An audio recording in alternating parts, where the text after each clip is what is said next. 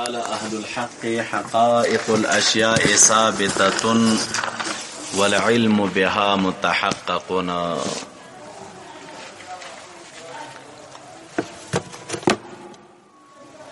طالبانو پرون مو د شارح رحمه الله د عبارت غرض ذکر کړی و.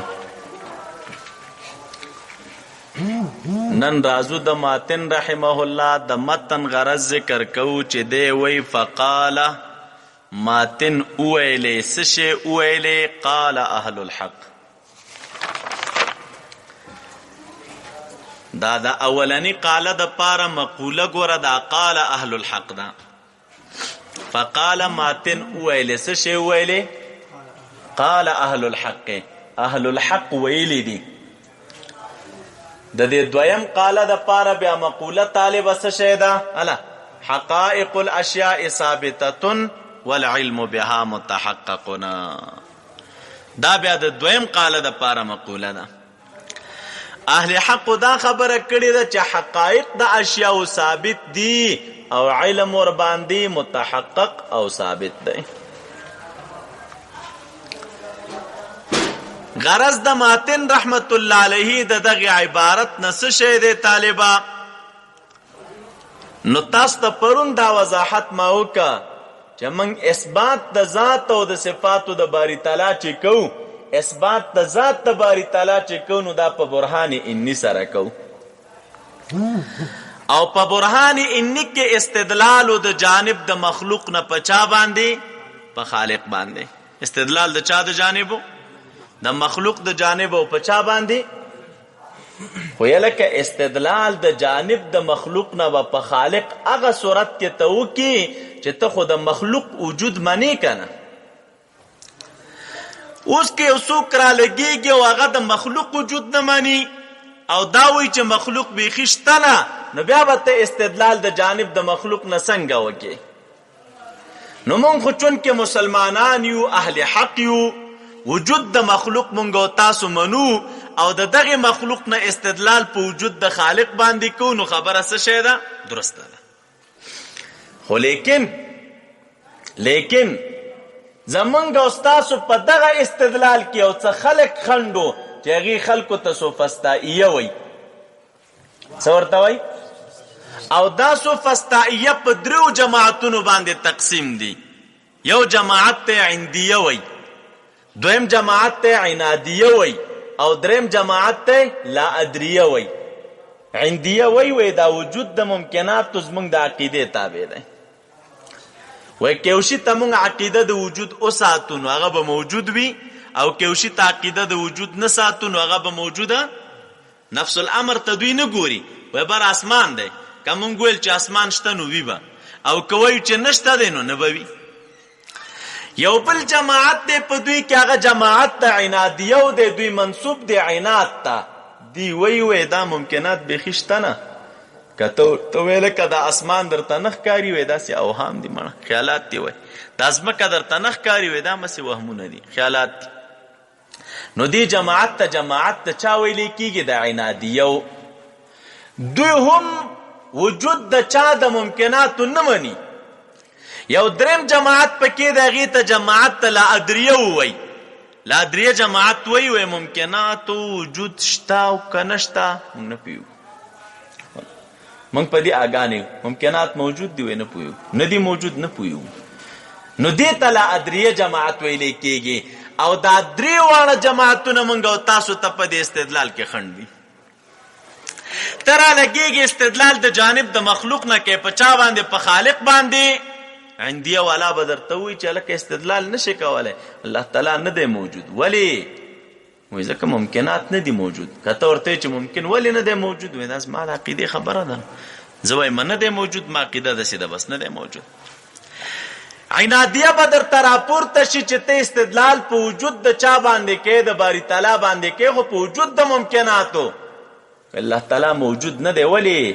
ځکه ممکنات نه دي موجود. نو که ته وایي د ځمکه اسمانونه دي، وایسې خیالات دي. ده لادریه به درته راپاسېږي، وایي لکه ما ته پته نشته چې ممکنات موجود دي که نه دي، زه علم په دې نه لرم چې دا موجود دي او که موجود نه دي. نو د استدلال د پاره خو دو شیان شرط وکنه. وجود دشي تیر ورځ مې ورته ویل او دویم د وجود ترڅنګ علم په دغه شي باندې دا شی به موجود هم وي او ستا به ور باندې علم هم وي نو چې دا دواړه شیان راشي نو استدلال هغه دوران کې کوي شي دا دوا وجود نه مني او دا دریم فریق کوئی زمونږ په علم نشته دی نو دا درې وانه جماعتونه زمونږ او ستاسو د پاره خنډو پچا کې په دغه استدلال کې نو ماتن رحمت الله علیه راغه په اولنی عبارت سره چې د ویلې چې قال اهل الحق ویلی دي حقائق الاشیاء ثابته الامور الموجوده في اعتقادنا موجوده في نفس الامر اغه امور چې زمونږ په اعتقاد کې موجود دي ونسميه بالاسماء او موږ ورته نومونه ږدو اسمان زمکه زید عمر وغيرها موجودتنا در اختیار په نفس الامر او په واقع کې څه شی دي موجود دي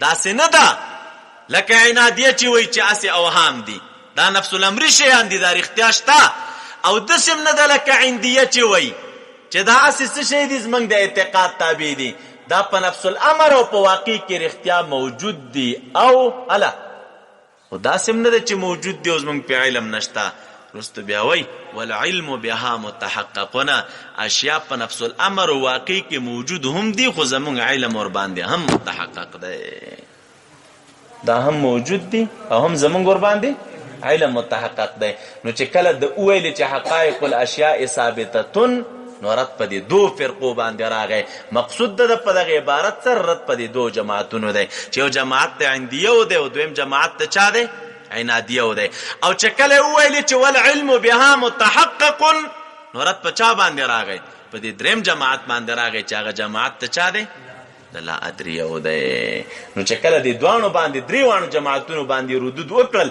او ویل چې ممکنات ثابت هم دي شتم او موږ په علم هم لرو نو د دوی خبره باطل کړه چې د دې خبره باطل کړه نو لارې چاته واره کړل استدلال ته اوس موږ را لګیږو استدلال په وجود د باری تعالی باندې کوو خو د چانه د وجود د ممکناتونه پوښی تاسو په دې باندې تاسو راځي او زل د عبارت وسوي قال اهل الحق دی وی اهل الحق ویلی دی څه شی ویلی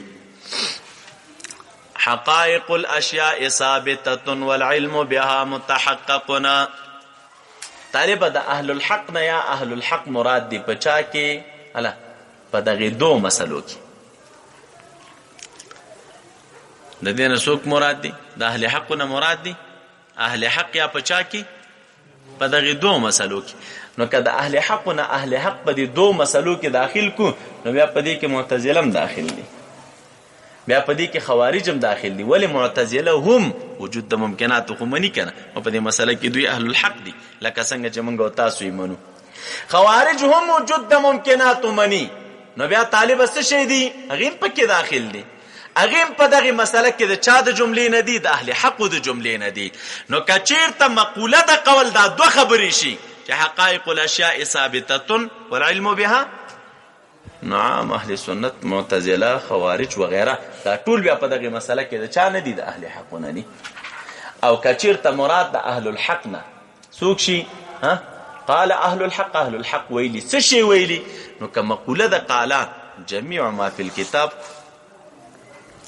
ټول هغه څه چې په دې کتاب کې کوم اسلامي معتقدات ذکر دي نو بیا طالب د مقوله د قال چې دا کړه نو د دې نه بیا مراد صرف اهل سنت والجماعه وي ذکر ردود بیا پچا باندې دي په معتزله او په دې کتاب کې را روان دي او ردود پچا په خوارج هم را روان دي ردود په مرجئه هم را روان دي په نورو گمراه جماعتونو هم را روان دي نو هغه بیا دا ټول څه چې په دې کتاب کې ویلې شوی دي دا ټول نو دا بیا اهل حق په دغه مسله کې بیا هغه تنها اهل سنت والجماعه دي او کدا دو مسلې راواخلو نو په دې کې د اهل حق د اهل سنت ترڅنګ په دې مسله کې معتزله هم اهل حق دي په دغه مسله کې خوارج هم اهل حق دي او مرجئه هم څه شي دي طالبه دا اهل حق دي په دې باندې ان شاء الله تاسو پوښوي قال اهل الحق اهل حق ویلدي طالبانو اوس اهل الحق وینه پیژنم چې اهل الحق سمانه نو تاسو خو قانون زده کړی و چې اهل الحق مرکب اضافي دی او د مرکب اضافي د تعریف طریقه دا ده چې یو ځل به ته تعریف د مضاف کوي او بیا به تعریف د چا کوي؟ د مضاف الیه کوي. مضاف به ځان ته پیژنې او مضاف الیه به ځان ته پیژنې. نو دې ځای کې دا مضاف خو څرګند دی،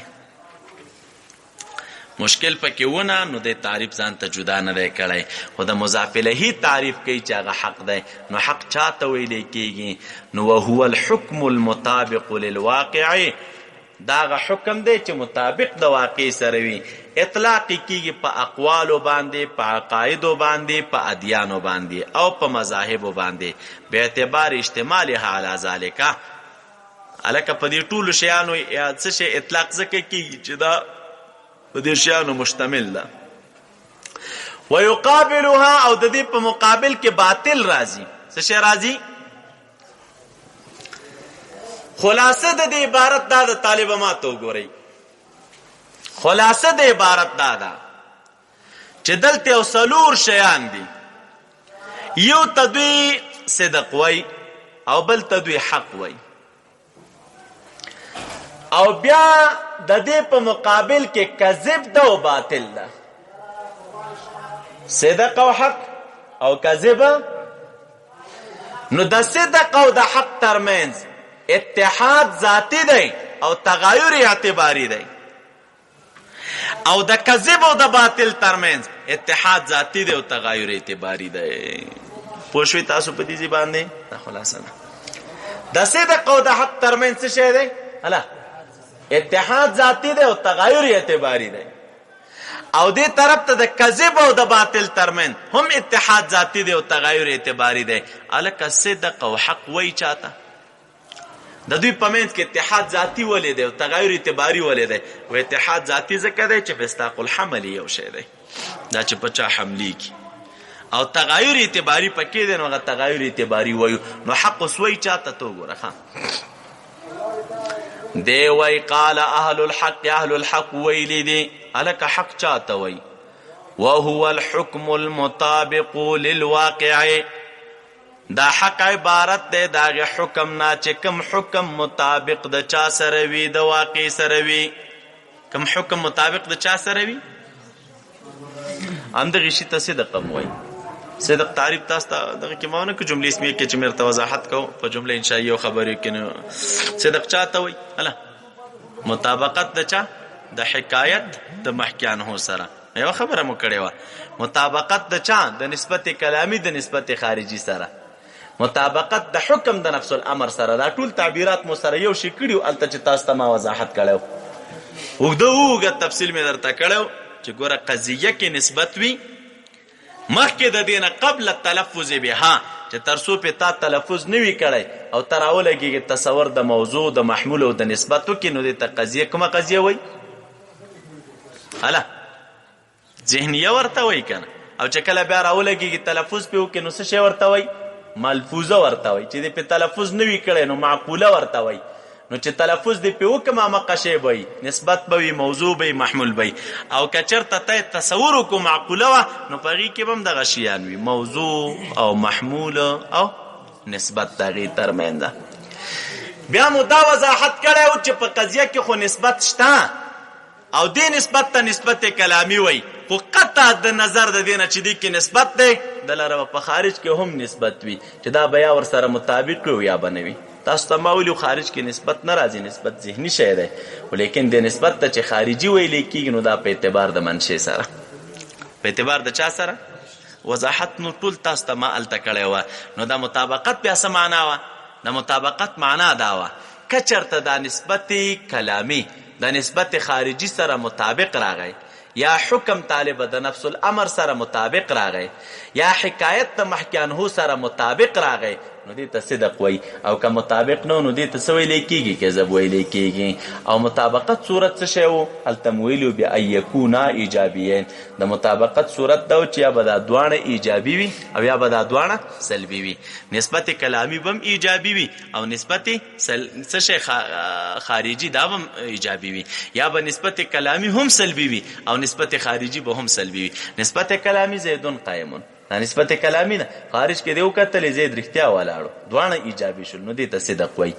نسبت کلامی زیدون لیس بقائم، خارج کې دی وکتل چې رښتیا لیس بقائم نو نسبت کلامی هم سلبي دی او نسبت خارجي هم څه شی دی طالب سلبي، دواړه سلبي راغلل سره، نو دې ته صدق وایي. او که چېرته یو ایجابي و بل سلبي و نو دې ته بیا څه ویلی کېږي؟ کذب ویلی کېږي. نسبت ایجابي کلامی ایجابي و زیدون قائم نو، چې خارج کې دی وکتل نو زید ولاړه نو دې ته څه ویلی کېږي؟ هله کذب ویلی کېږي ورته. تا ویلې زیدون لیس بقائم، نسبت کلامی دی سلبي که او خارج کې چې دی وکتلې چې هلکه زیدون قائمون زید ولاړو نو نسبت خارجي ایجابي راغی.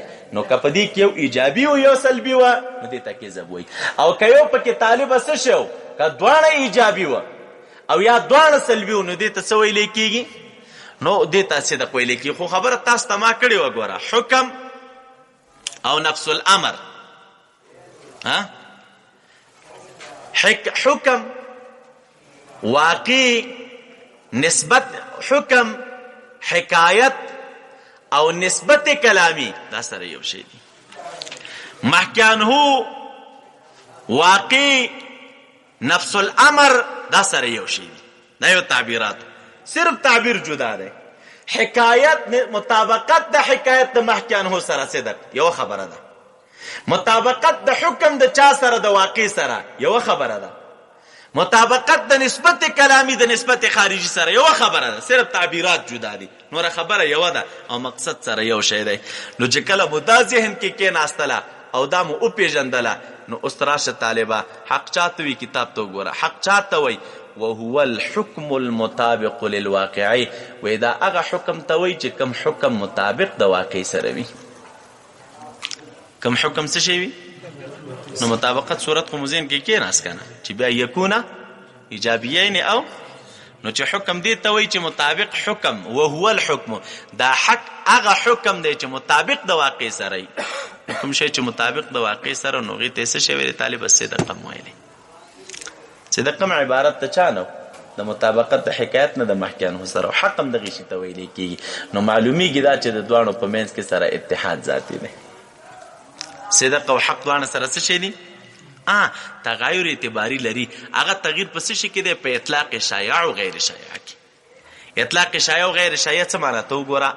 وایي د دې اطلاق بیا کېږي د حق علی الاقوال، په چا باندې؟ په اقوالو باندې. دا معنی خلک ویې لکه دا وینا حقه ده.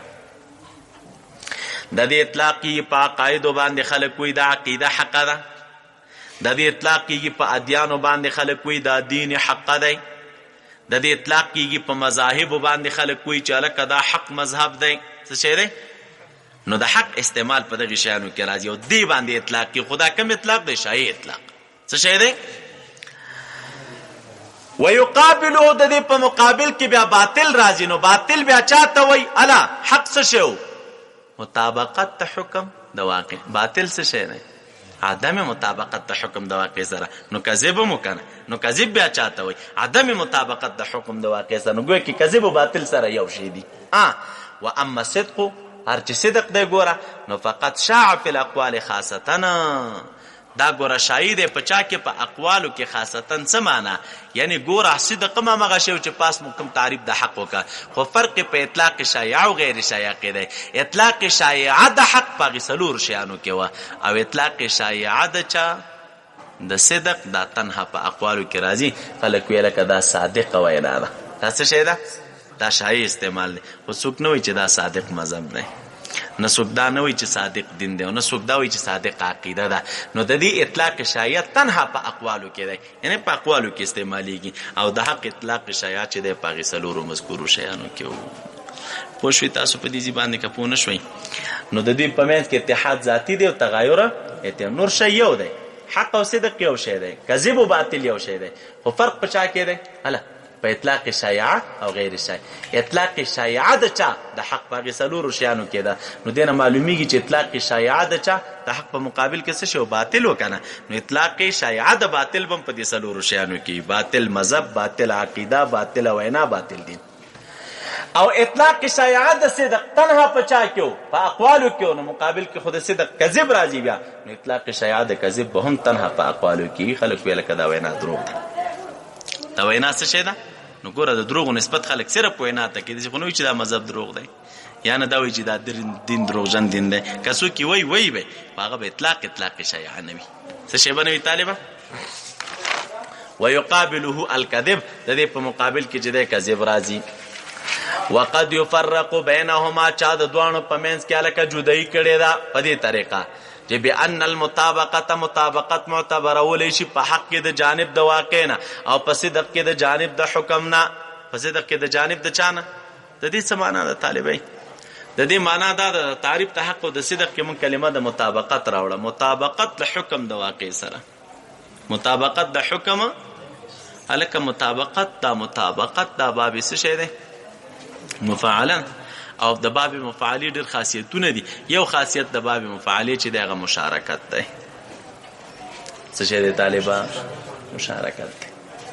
چې هر کله مشارکت شنو اوس قانون ته وګوره، دلته وګوره، یعنی د دې طرف نه به هم تطابق وي او د دې طرف نه به هم څه شي وي. دا دوه شیان بل سره مطابقت لري، تطابق به د دې خوا نه هم وي او دا تطابق به د هغې خوا نه هم وي. نو قانون ته وګوره، ورته وګوره. وقد يفرق بينهما بأن المطابقت معتبرول بشي په حق من جانب الواقع، د جانب د واقع نه. د جانب د چا نه؟ لکه مطابقت صدق و حق دوانو کې شته، خو فرق دومره دی که چېرته تا معتبر که مطابقت د واقع نه د چا سره؟ الا د حکم سره. د واقع نه د چا سره؟ یا د مطابقت معتبر که د محکیانهو نه د حکایت سره، د دې شا طرف نه د معتبر که مطابقت د معتبر که د محکیانهو نه د حکایت سره، نو دې ته څه ویلی کېږي طالبه؟ حق. وفي الصدق من جانب الحكم، او په صدق کې به مطابقت معتبرولې بشي د جانب د حکم نه. څه معنا؟ یعنی که تا دا لحاظ وکړه چې دا مطابقت معتبر که د حکایت نه د محکیانهو سره، نو دا به صدق وي. او که تا مطابقت معتبر که د محکیانهو نه د حکایت سره، نو دا به حق وي. شی مغه یو شی دی ښه. مطابقت خو طرفینو کې شته، خبره صرف د اعتبار ده. که اعتبار د مطابقت د محکیانهو د اړخ نه او د حکایت سره، نو دې ته څه ویلی کېږي؟ حق. او که چېرته اعتبار د مطابقت د حکایت د اړخ نه او محکیانهو سره، نو دې ته څه ویلی کېږي؟ صدق ویلی کېږي. په دې ځای باندې انشاءالله پوه شولئ تاسو. نو فمعنا صدق الحکم، معنا د صدق د حکم څه شی ده؟ مطابقته، مطابقت د چا دی؟ الا د حکم دی. د چا سره؟ د واقع سره. ومعنا او معنا د حقیقت څه شی ده؟ مطابقت الواقع ایاه، مطابقت د واقع دی د حکم سره. یعنی که واقع د حکم سره مطابق شو، دې ته به حق وای. او که طالبه حکم د واقع سره مطابق شه، نو دې ته به صدق ویلی کېږي. صرف خبره د اعتبار دی، نه فرق اعتباري دی بس. کنی خبره یوه ده، مطابقت شته که د یو جانب نه دی ملحوظ که او معتبر دی که، نو یو که د جانب د واقع د نفس الامر نه دی معتبر که، یا د محکیانهو د جانب دی معتبر که، نو حق دی. او طالبه که د حکایت د جانب دی مطابقت معتبر که، نو دا څه شی شو؟ یعنی که ته راولګېدلې او دې ویلي چې دا حکایت مطابق شه د محکیانهو سره، نو دې ته صدق وایي. او که راو دې ویلي چې هلکه دا محکیانهو مطابقه شو د حق سره، نو دې ته څه ویلی کېږي؟ حق ویلی کېږي.